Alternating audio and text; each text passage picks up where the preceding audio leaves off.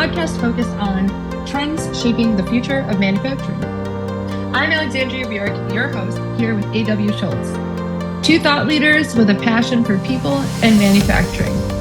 Today and every episode, we are diving deep into the advancements, sustainable practices, and dynamic changes transforming how we produce everything.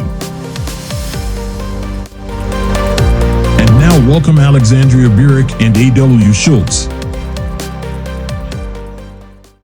Hi, everyone. Welcome to another episode of Factory of the Future.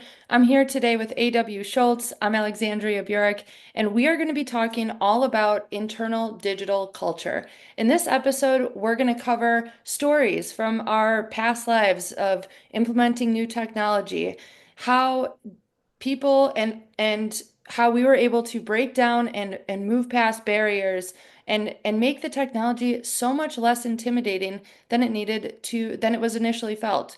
Today's episode is all about taking the human-centric approach when implementing technology to make sure it's a win for everyone. So AW, why don't you kick it off today on the topics and get the story started?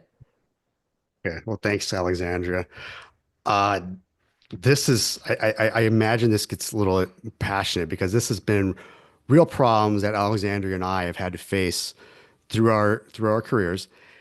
And if you think about it, adding technology to the workforce is hard. You're essentially changing a culture that removes the paper and brings in the iPad.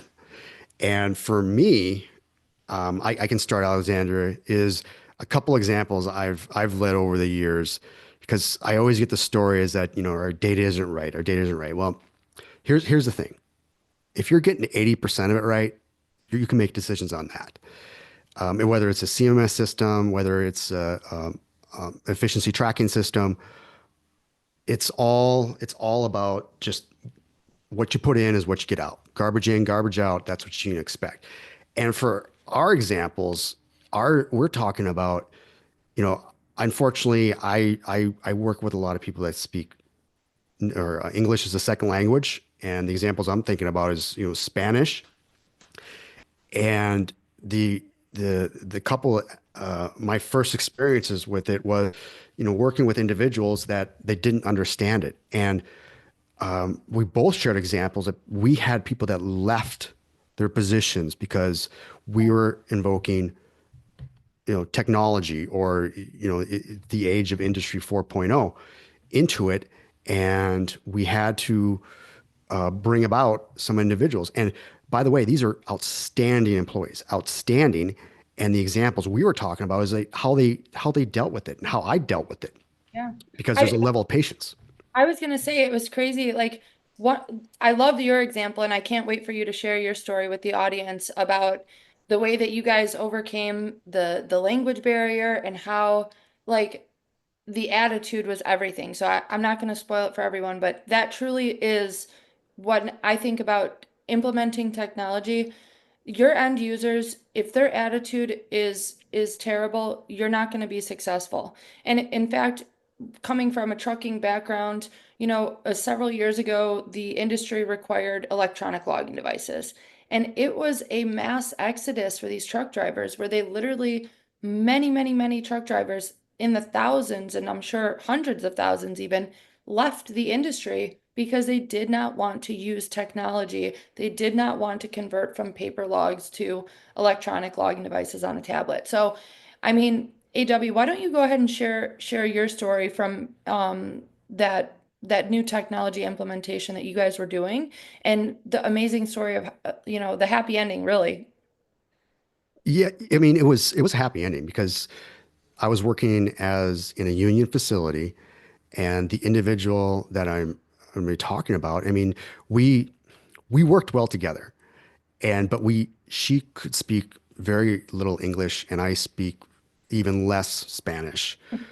But we had a great relationship because we understood what we wanted to do, and she was very proud of her position. She was a machine operator on a labeling of bottles, is what her role was.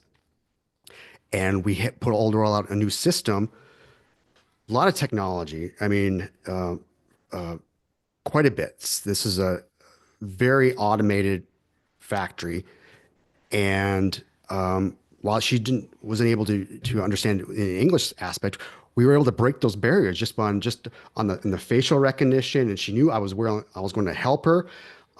She worked with other operators that were close by, but the thing is that, like you mentioned, it was she had the attitude. She was Yeah. proud of her work. She cared what she did, and she wanted to get it right.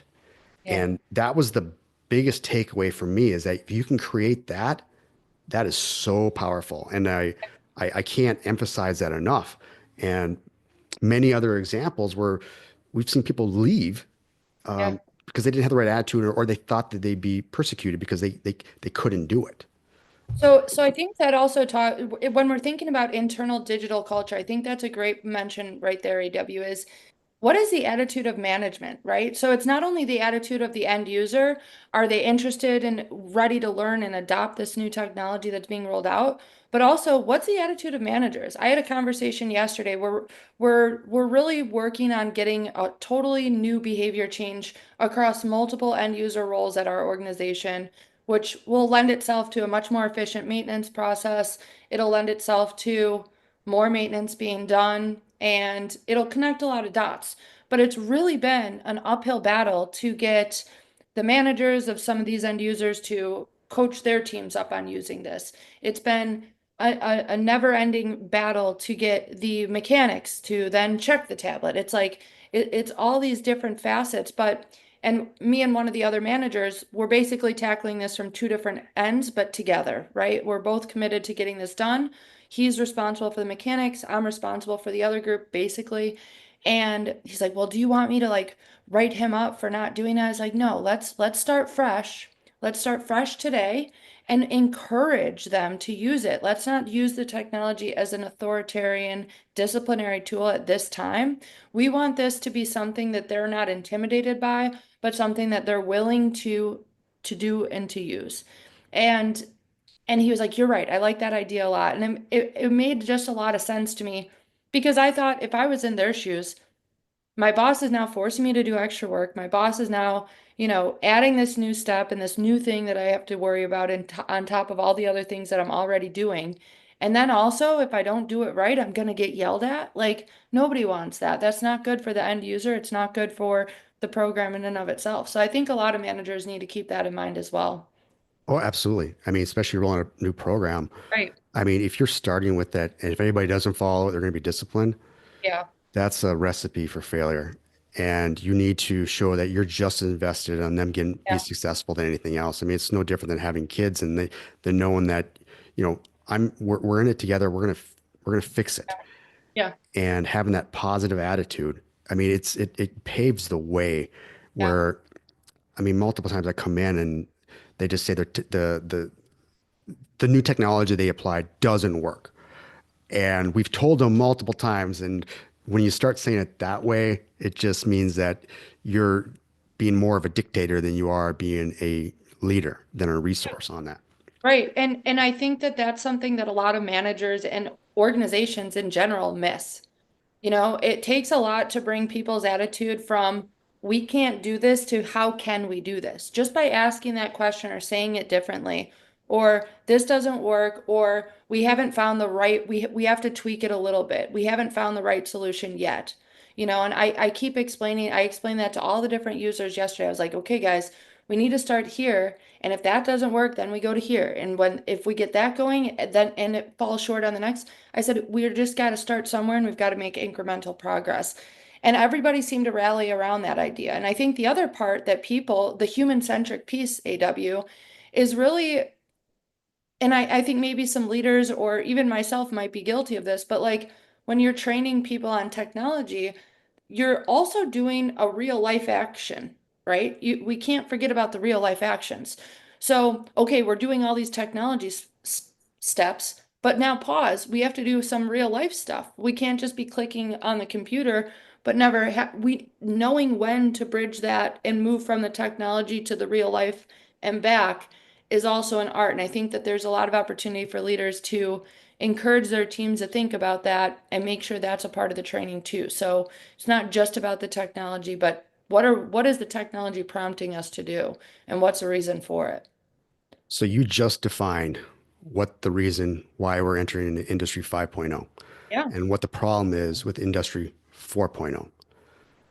It's you have to involve the people with the process yeah, and being sold on,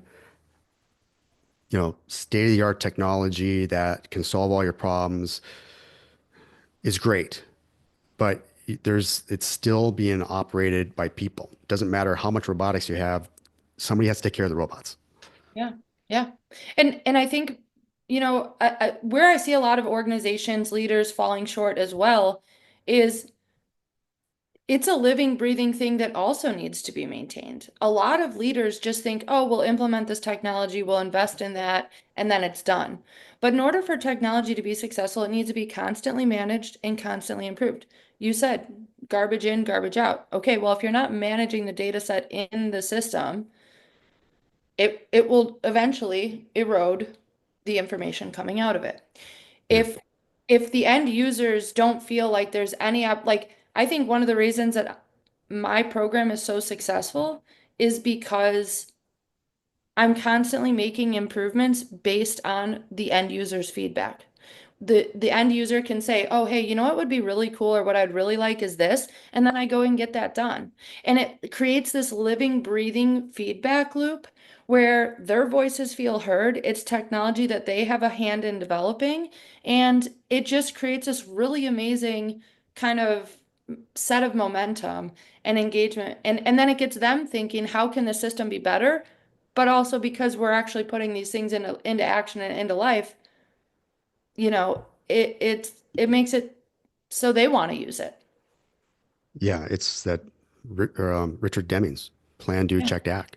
I mean, Yeah. you're creating a continuous improvement cycle, Yeah. That's it. and That's it. everything that I coach and consult on is the same thing. Is like, okay, we're not done. We're just always trying to improve it because Yeah. there's always areas to There's fix. there's always areas to fix. And as the business or the real life changes, the technology needs to change to adapt to that. So it's a constant, it's almost like a closed loop manufacturing cycle. The real life changes create changes in the technology. Changes in the technology create real life changes in the actual world and how we do business. And I think if leaders can wrap their mind around that, or if leaders can really step forward with that kind of an approach, I think they're going to have a more successful organization in terms of that continuous improvement mindset, in terms of their technology implementation. Technology is not going anywhere. We're going to need to use more of it and make sure we're using it together in the most efficient way. So, real life examples, can you share with me? How did you know that your rollout of the new technology going from paper to digital was working when you in the logging of the trucks? Okay, so on one hand, it was required by the Department of Transportation. So it Yeah, wasn't a negotiable thing. right. It was an industry-wide change, legislatively backed and implemented or forced. Now, with that, we were able to select different electronic log, select the system. So one of the things I did with my team was try them out. And I used the drivers, the end users. I asked for volunteers. So it wasn't me picking them. It was who wants to be engaged in this, right? And then that props that person up as kind of the leader of their group, their end user group, right? And then the drivers were, I said, okay, now try to think about where are the issues? What do you like about the system and what don't you like about the system?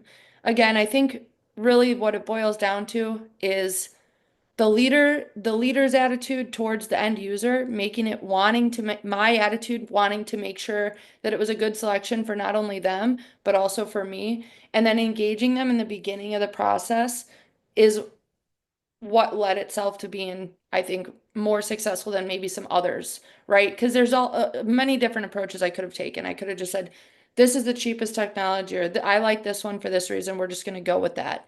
And that wouldn't have landed as well. Even with the legislative backing, they still have to learn and be successful with using the system because if they're not, then we're still not compliant. And I fell short in my job. Um, yeah, I guess that would be I think one of the reasons that it went well is it was legislatively backed, but my attitude and the level of engagement Your was attitude. what made the difference there. You were telling me a story about a workshop you were doing when you were in Africa and about the language barrier. How did you overcome that? And tell us about kind of what your experience was and what led you to pick up on that and then how you guys solve that problem.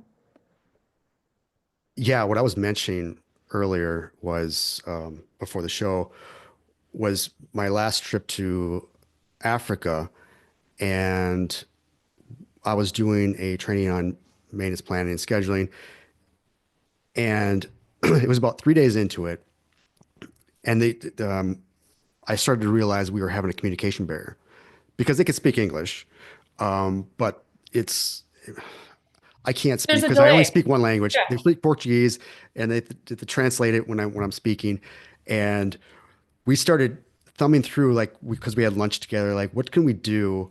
Because I want you to grab this stuff. I want you to grab this knowledge as I'm going through it. And I originally said, well, you know what? PowerPoint will translate my presentation to Portuguese if you want. And they go, no, I don't want that. How about when we talk? Because I encourage an open communication throughout it that PowerPoint translates what they're saying back and forth from Portuguese to English, and then I could contribute because they spoke English. Just it was just their native language, back and forth, and that's one of the ways we broke that barrier. Yeah. And my original story I was talking about with this other lady was Spanish, and we would draw pictures or we point and stuff. It's just like if you got the will, there's a way of solving it. Yeah. But one of the ways that we always, kind of check for process that are working is like you got to communicate, you got to review it. Yeah. You Yeah. roll something out, you're sharing with them how we're doing and what we need to fix on it. We're not doing a discipline thing.